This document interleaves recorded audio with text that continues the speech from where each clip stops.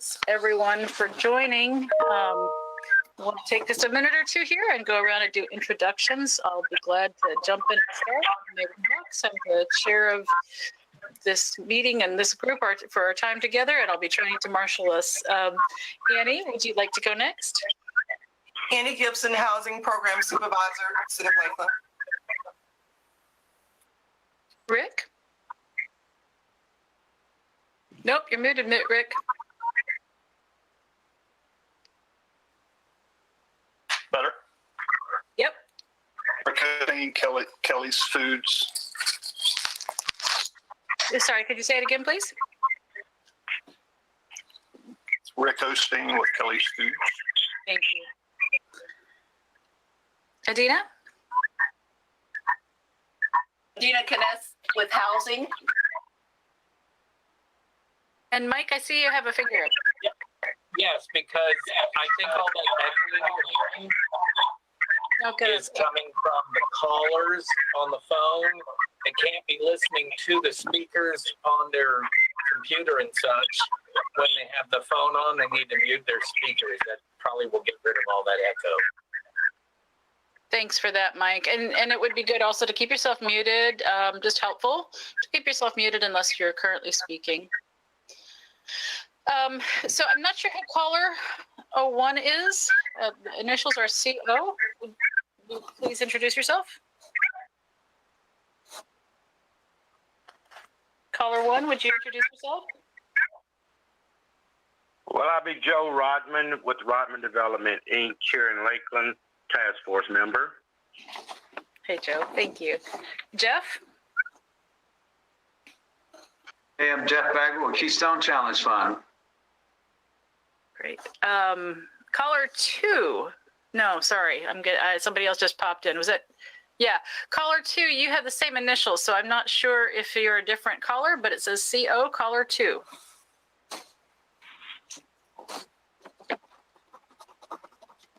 Caller 2, would you introduce yourself?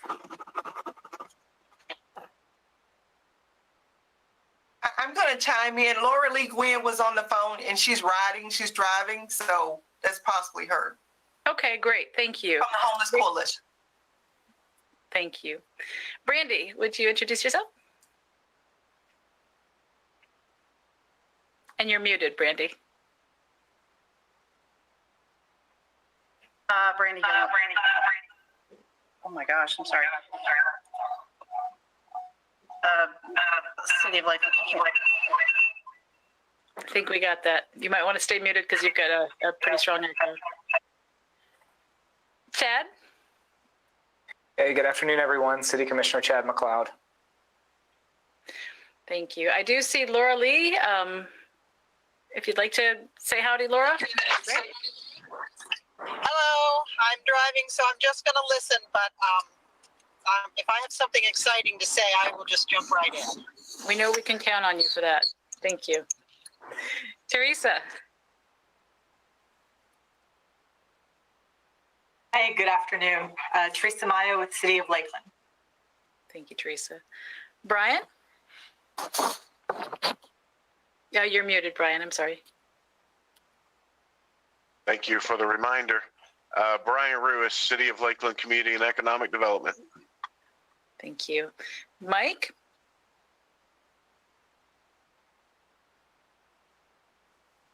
Go ahead, Mike. Let's come back to Mike. William?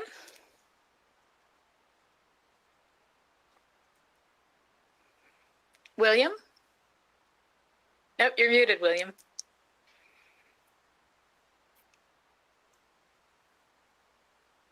One more time, try it. Now, can you hear me? Yes. Okay. Go ahead and introduce yourself. Okay, sorry. I just got on, so I missed everything. You're good. Everybody. William Likely, New Area Construction, here to serve. Great. Thank you. And Mike, if you're available, would you be able to introduce yourself, please? Okay. Mike, we trust that you're there. And thanks for everyone for joining us here this time. I want to go ahead and begin by reading and approving our minutes. And actually, if I would be more than happy to entertain a quorum if everyone has received and reviewed their minutes, and we can dispense of the reading of the minutes from December, if I could get a motion. Motion to approve. Thank you. Do I have a second?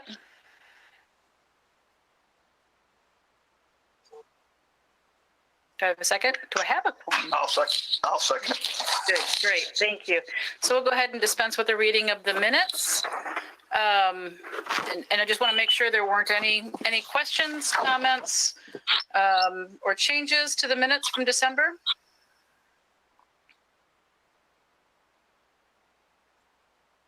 Hearing none, I would ask for a motion to approve the minutes as written.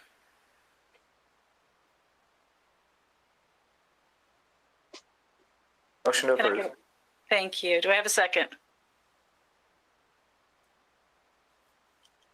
And if I you're second. muted, there you go. Thank you. Who is the second? William. Thank you. All right, so let's move along to the update on the Affordable Housing Incentive Plan. And I believe that would be you, Annie. Hi, guys. On December past, you guys approved the Affordable Housing Incentive Plan. And the intent was to take that to City Commission in January.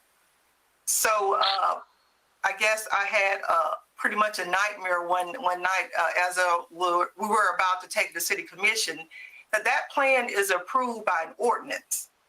So we would have to revise the ordinance before we approve the plan. So as of right now, that ordinance is in the legal office, the city attorney's office, being changed. So when the ordinance is changed, we'll go ahead and approve the Affordable Housing Incentive Plan. So just an update for you on that one. So no action needed at this time. Do you have anything about the language change or anything like that? Well, I think the last time there was a question on how many low-income units, and we were going to go with the guidelines according to the Florida Housing Finance Corporation.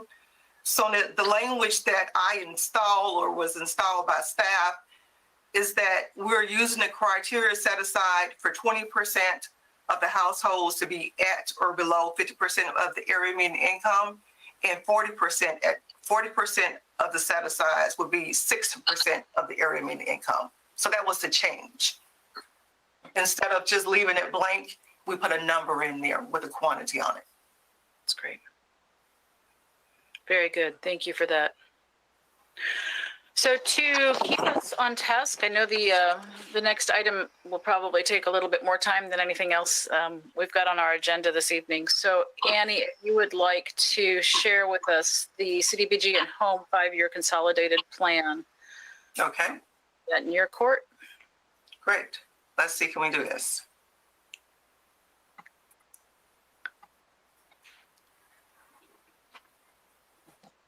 Okay, that didn't work out as well as I thought. Kind of see that.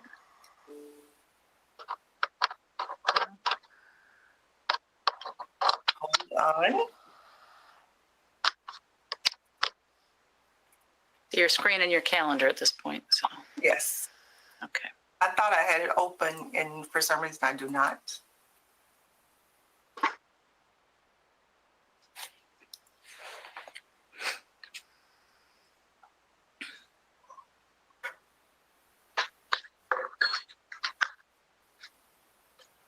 Great. How about that? Better? Much better. Technology is one of my strong suits. So this is a public meeting for the 5-year consolidated plan that will be, that's held every 5 years. So like I mentioned, it's a 5-year consolidated plan. And what that pretty much means is a strategic plan for the use of our federal funds for the next 5 years. And in particular, entitlement communities around the country are allocated federal funds according to the number of low-income persons. And every year, before we get our funding for that, we have to submit an application. So this particular 5-year consolidated plan runs from 2021 through 2025. So the 5-year consolidated plan serves 4 functions in particular. It is a planning document for us as staff. It's an application to the federal government for federal funds to U.S. Department of Housing and Urban Development for the Community Development Block Grant and Home. And it's a plan for us to carry out our community development goals. And we also have, within the 5-year plan, we have an action plan that we update every year. So it provides for a plan for measuring our performance measurements for the action plan. There are components of that plan, which are housing, homelessness, community development, and pretty much what that means is local activities and facilities, infrastructure along that way, and then non-homeless special needs. So those are the 4 areas that we have to cover in the consolidated plan.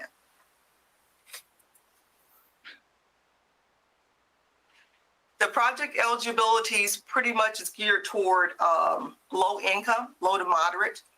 And pretty much that means for 2020, low income was $47,050 for a household of 4 persons. So every year, HUD in the state of Florida, they do a calculation and they send it out to the entitlements. So we are here to that. When we say AMI, that's what we're talking about. They submit that every year for us. And it's due about now, March or April, they submit a new one. It has activities, which is an aid of the prevention and elimination of slum or blight, and pretty much is that was code enforcement. And it also has an activities designed to meet community needs, having a particular urgency. And believe it or not, we're in that urgency right now with the pandemic. So the projects that the city of Lakeland administers are owner-occupied rehab, home purchase assistance, and community housing development organization, code enforcement. We also use the funds for public services, rental construction, and our new program is rental assistance, which is our CARE program. And everything, all the programs that we do for these particular federal grants have to be low income, which is 80% or below of the area median income. And all the programs have to be within the city of limits of Lakeland. And we do verify that all of the programs that we have, whether it's public services or home purchase or owner-occupied rehab, the folks live within the city limits of Lakeland. So in particular, CDBG, which is Community Development Block Grant, it has been around since 1975, and it is administered by the Department of Housing and Urban Development. And the primary purposes of the CDBG grant is to improve communities by providing decent housing, healthy living conditions, and economic opportunities for low-income persons. So you become an entitlement when your population is 50,000 plus, pretty much for cities, and for counties is 200,000. So some of the activities that are eligible for CDBG in particular are public facilities and improvement, public infrastructure, public service projects. We do housing rehabilitation, owner-occupied. So this particular year, we have received our letter of award already from HUD. So we have been allocated $960,000 for CDBG. And that is $17,000 less than last year because you are allocated funds according to the number of low-income persons in your entitlement. We can use 20% of that for administration and 15% for public services. For home, which is Home Investment Partnership Program, it can be used for home purchase assistance, owner-occupied rehab again, infill housing, so it means that you can construct infill housing, multifamily housing construction and rehabilitation. So for our award this year is $387,000, which is $7,000 less than last year. So both grants was a little bit less than last year. With home funds, there is a 10% cap, and you are committed to spend at least 15% on Community Housing Development Organization, which is CHODO.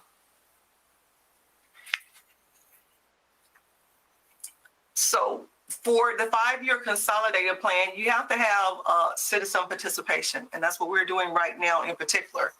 So thus far, we're having public meetings, and we have had a public meeting presentation with the Homeless Coalition, Lakeland Authority Resident Association, Neighborhood Association, with you guys today, and with Community CRA. Our intent is. And we have also done a survey, and hopefully you guys received that survey about a week or so ago. And we can share those with you at a later date on those results. But we did receive, I think, 188 responses to our survey that was out for about 2 weeks.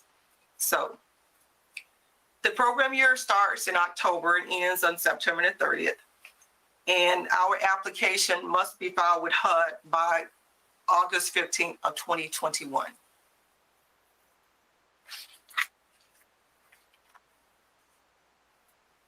So we have our meeting today, and as of probably, I think in February, we sent out our request for proposal for public services, and those applications are due back to us on tomorrow by 4 o'clock. We have a meeting, another public meeting planned here at Coleman Bush on May 10th. Our first public hearing tentatively is June 21st with the City Commission, and the second is July 19th with the City Commission. And all of these are required by HUD for citizen participation. So in addition to the federal grants, the city have several other grants that we have and are working with right now. One is the State Housing Initiative Partnership with the SHIP, which is the collection of dock stamps through the state of Florida. And for informational purposes, SHIP is pretty much the only grant that we can use for folks up to 120% of the area median income. We, in the past, have used it for owner-occupied rehab. So that's something I have to remember to do the slides and at the same time that I'm reading. Owner-occupied rehab, home purchase assistance, and home ownership construction. So our award for 21-22 has been undetermined. It pretty much right now, we don't know how much we're going to receive. On last year, the amount of allocation was vetoed because we did receive some CRF funds from the CARE program. This year, moving forward, we anticipate receiving a number probably in the next couple of weeks or month on how much those fundings would be.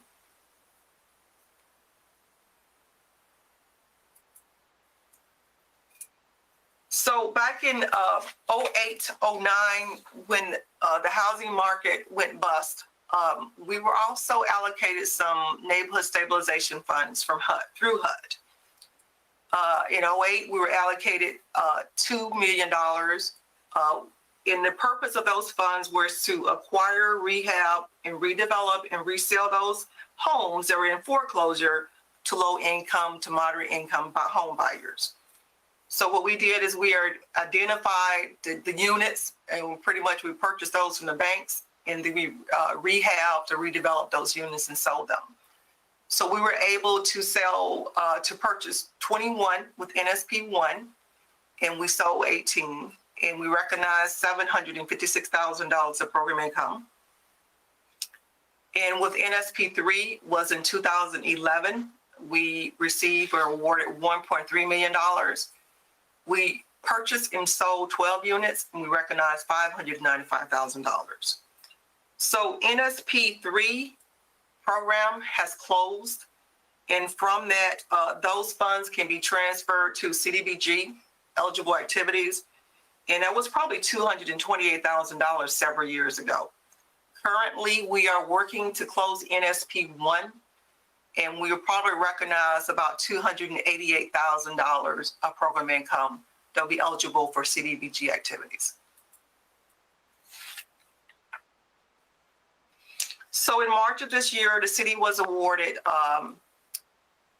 COVID funds, COVID CV1 funds. So we as staff had to go to our action plan for 1920. We had to amend that action plan, and we were awarded $575,000. We did use those funds for rental assistance and public services. And we did, for rental assistance, we added an additional amount of funds from our current CDBG pot and SHIP. So we were able to operate our rental program. In September, the city was awarded an additional $787,000, and it's called CV3. And we also had to amend our 1920 action plan, and that went to City Commission on February the 15th, and HUD has approved that, so those funds are ready to be used. We allocated those funds for rental rehab, rental assistance, mortgage assistance, $150,000, and public services, about $200,000. Annie, may I ask a question? Yes, ma'am. Is there, if you go back a slide, is there expectation that there will also be CV4, I think, right? Or CV3 forthcoming? No, CV4. Is there expectation there'll be a CV4 coming? There is another pot of money with the American Rescue Act that was approved just the other week. I'm not sure which plan we're going to amend, but instead of coming through the system as CDBG funds, it's going to come through as home funds, which is still federal funds. And right now, I know that pot of money is geared for homelessness, and we haven't gotten further directions on how we can use those funds. So I'm not sure if it's going to be called CV4 or along those lines. But I know we're going to get an additional pot of money. Thank you. Mm-hmm. So currently with our CARES program that we are still taking applications for rental assistance, we have processed as of 3/19, 354 applications. We've spent $1.1 million through rental, through the mortgage program, which was only CRF funds through the state. We had Keystone Assistant, 54 units, and spent $209,000. And just to break that down into number of payments, for instance, Keystones, even though they assisted 54 households, there was 204 payments made, mortgage payments made, and there were 67 utility payments made. So those clients can get, of course, more than one payment. So you're pretty much maximizing the money. And for the rental assistance, we have assisted 959 rental payments and 549 utility payments with that $1.1 million.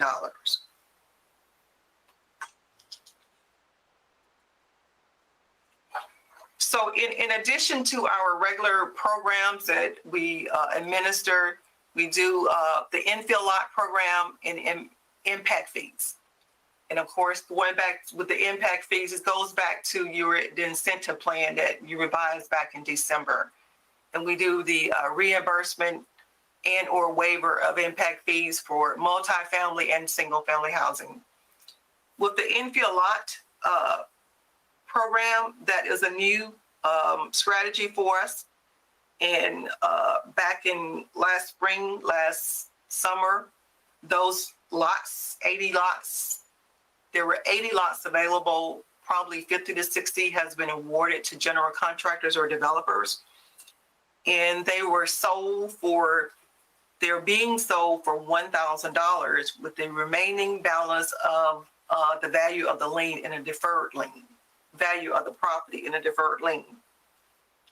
Thus far, it was a slow start because of the pandemic, but Mike right now is working with about 3 to 4 developers with the legal department to sign contracts. So it's getting off its feet right now. So it's about to pick up our thinking. Now, there is just a note that with the SHIP funding that is undetermined, one of the main activities that we use with SHIP funding was home purchase assistance. So even though we have all these lots that we are building on for affordable housing, when the SHIP funds are gone away, we'll have to find new funds to assist the developers and homeowners pretty much in selling the lots that we are building homes on right now. So just informational purposes, because in the past, mainly SHIP funds were used for moderate clients and down payment assistance. And now we're going to have limited SHIP funds. So it's going to be a little rough moving forward, in other words.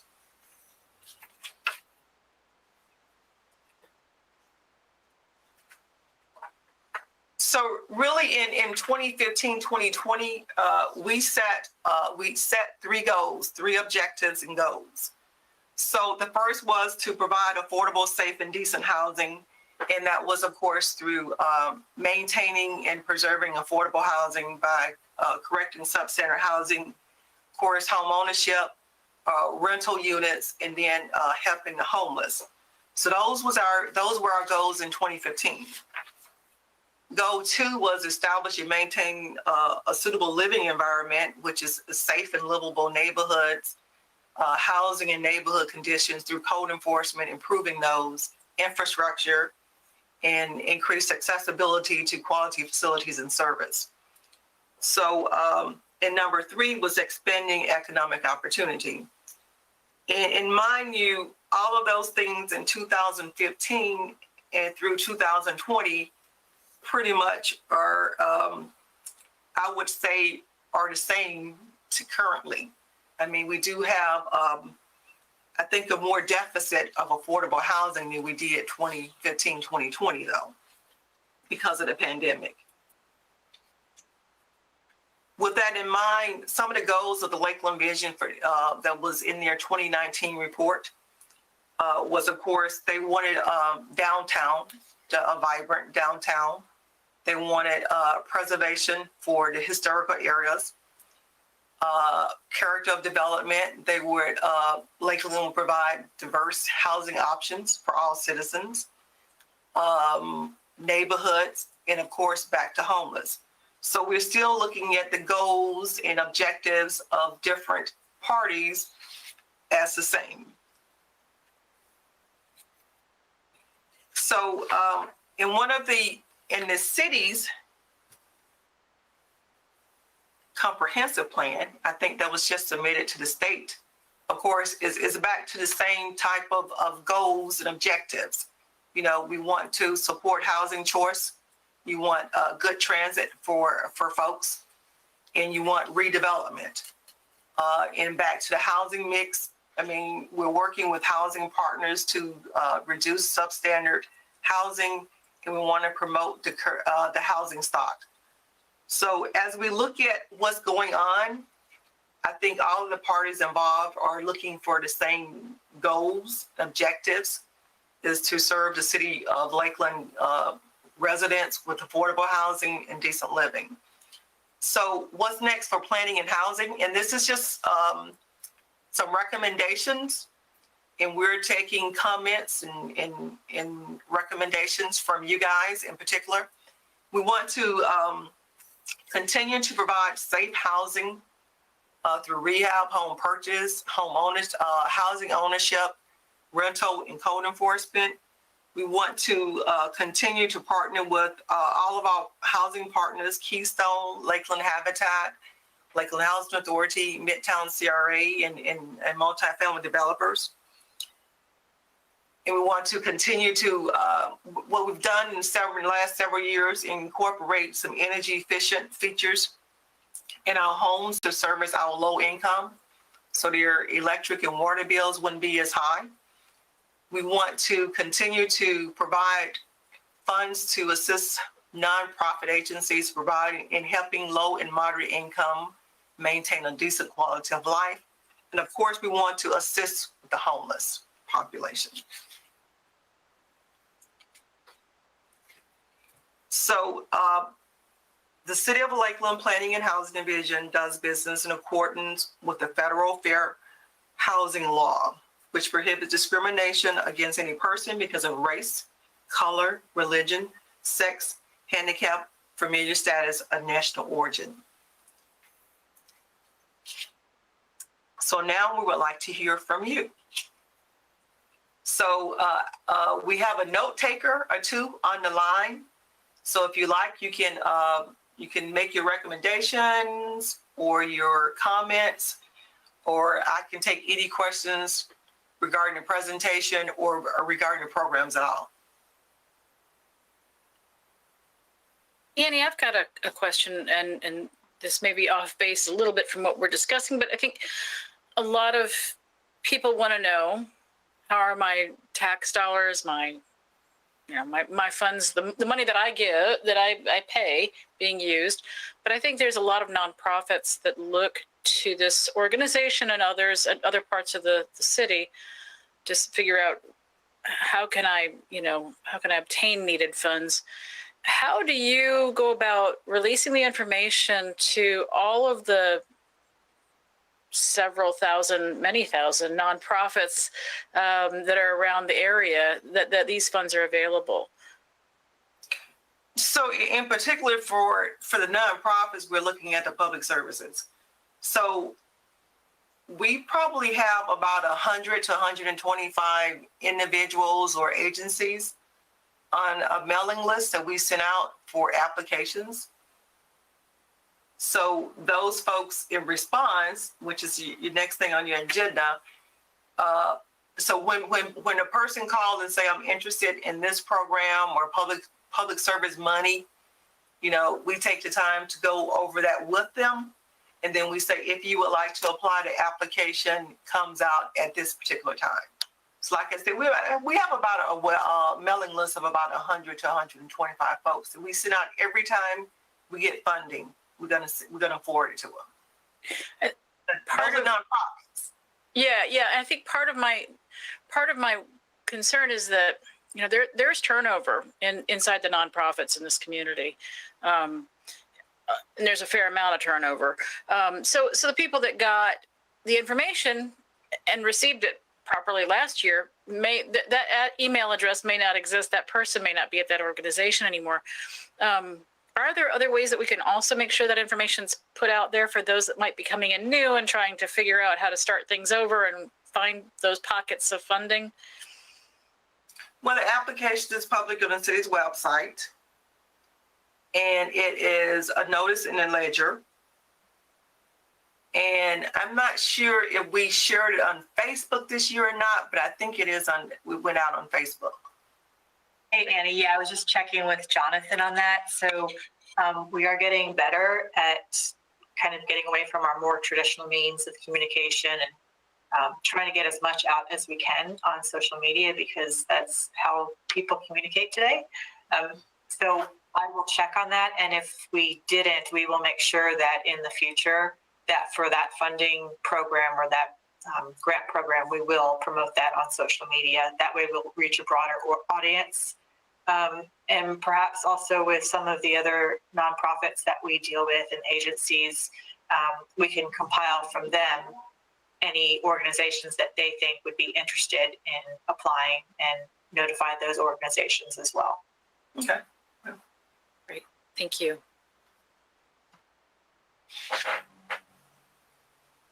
Were there any other questions about the grants or?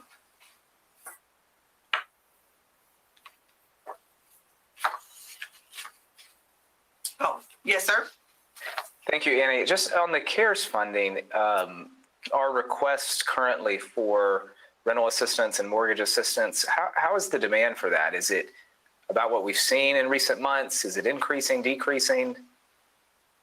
Well, Actually, for rental assistance, it is decreasing. We have approximately about 100 applications waiting just to be seen, just to be reviewed, I'm sorry. So that is decreasing. We're finding that more and more folks, even when we were contacting them when they submitted applications, have found better jobs or do not need our assistance any longer. And just for informational purposes, through the Department of Treasury several weeks ago in January, well, weeks, more than weeks, the county received a large pot of money.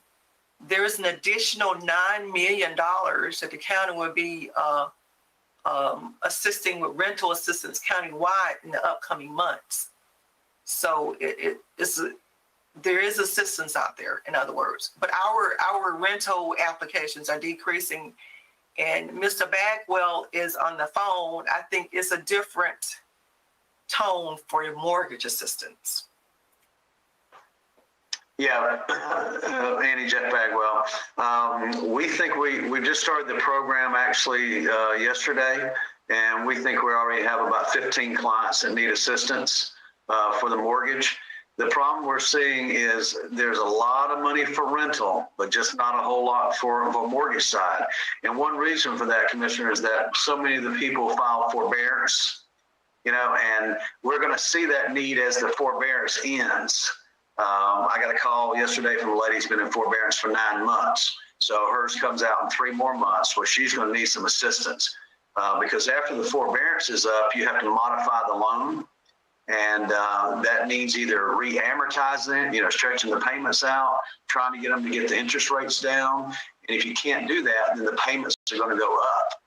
So it's been tough. And then the HUD rules, they've changed. We can help with 6 payments instead of a dollar figure. It's 6 months payments. And so I think we're going to, you guys set aside $150,000. I think it's going to be gone in just a few weeks, to be honest. But as Annie was saying, all this new money that's coming down, that's just a half of it. HUD's getting ready to give out another $22 billion nationwide through NeighborWorks for rental and $9 billion for mortgages. So there's going to be plenty of rental assistance.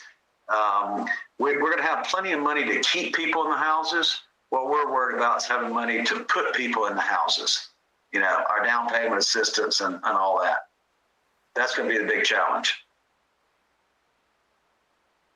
Thank you, Jeff and Annie. That's helpful. Just to kind of trying to get a sense of what, the trends are locally, what we're seeing. And that's a good picture. So to know a little bit more, thank you.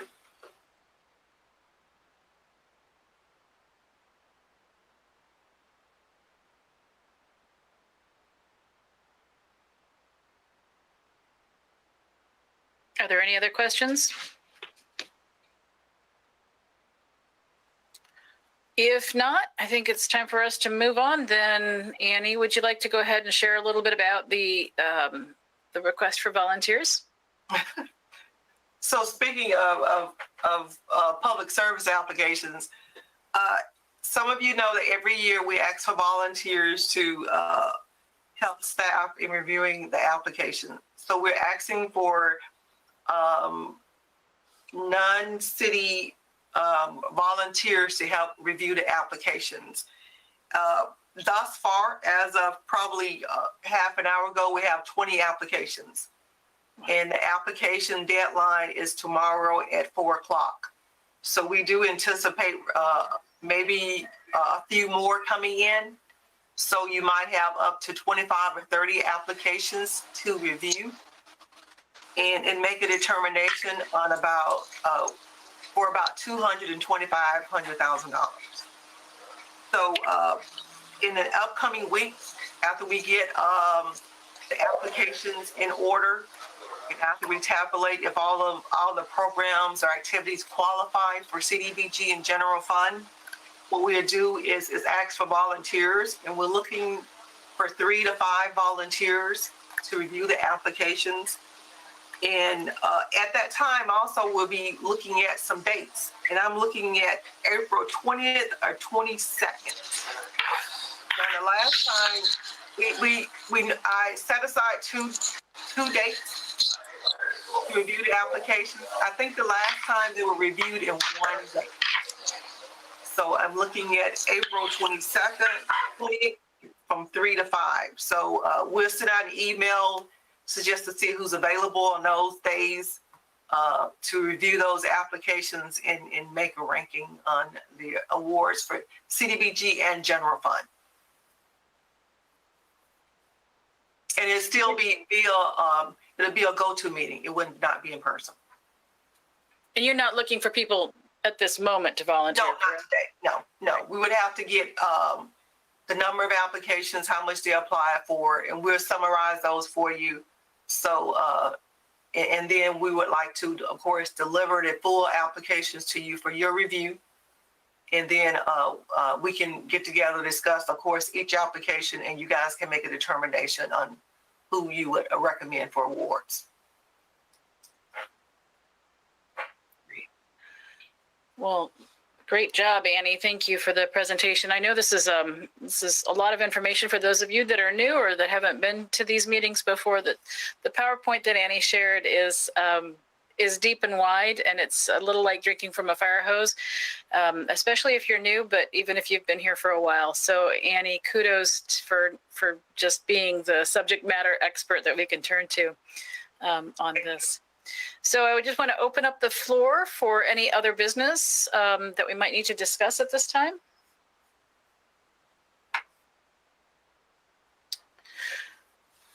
I think the only other thing that I knew about in terms of other business was potentially meeting a little earlier in May than June. But if you want to touch on that, Annie. So with the public service applications, there's a subcommittee that would meet and make the determination of recommendations. And then we would need to meet as an entire group for the full Affordable Housing Advisory Committee to approve what the subcommittee recommended. So if we could meet a little later in the month of May, because this is a quarterly meeting. So our next normal meeting will be in June, the fourth Thursday in June. But if we can meet earlier, only because we would like to take the action plan to City Commission that third Monday in June. So I would need your approval before I even write that into the action plan. So I was looking at May 20th or the 22nd. And I also sent out an email to see what your availability would be for those dates.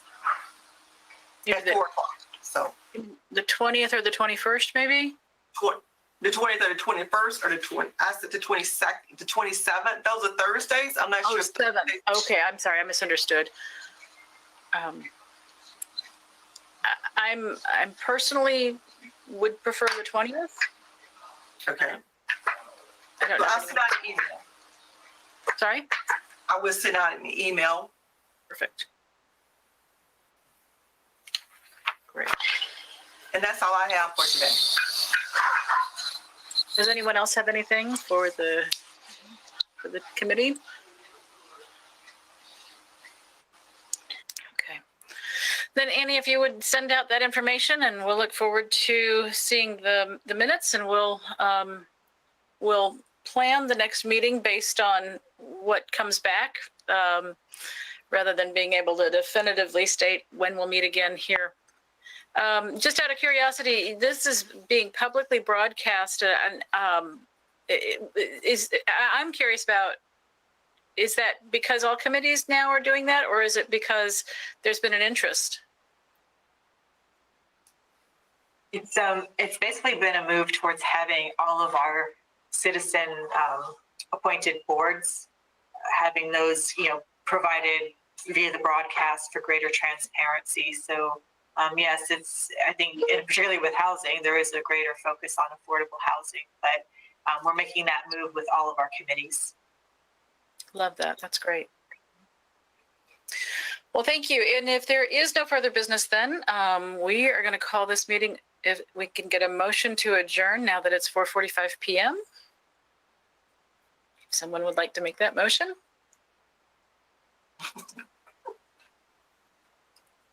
Or we can stay for a while longer. So moved. Move to adjourn. So we have a motion to adjourn. You all have a wonderful evening. Thank you so much for your participation and for all you do. Okay, thank you so much, guys. Appreciate it.